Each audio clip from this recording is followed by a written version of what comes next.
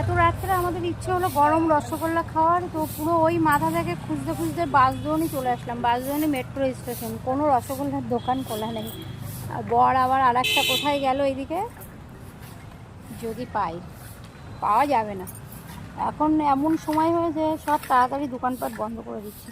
অনেকে কি হয় মিষ্টিগুলো ভিতরে বানায় দোকান বন্ধ করা থাকলেও, সব বন্ধ। তো রাস্তা ধুধু করছে, রাস্তা ধুধু করছে।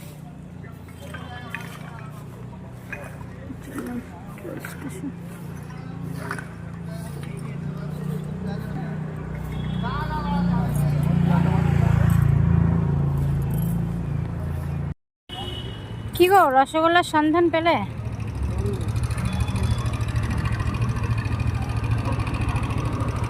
আমরা খাওয়ার পরে রসগোল্লা খুঁজতে এসে এমনি একটু ঘুরে যাই।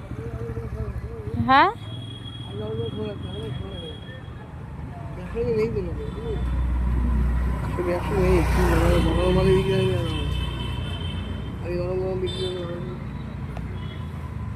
আমাকে এখন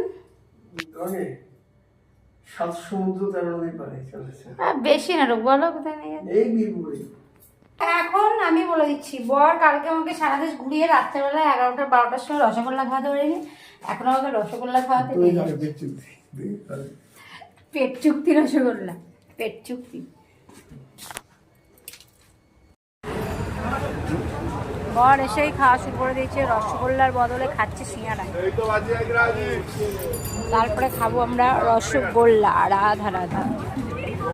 আমরা এই যে গরম রসগোল্লা, বড় খাচ্ছি। কেমন গরম আছে? হ্যাঁ,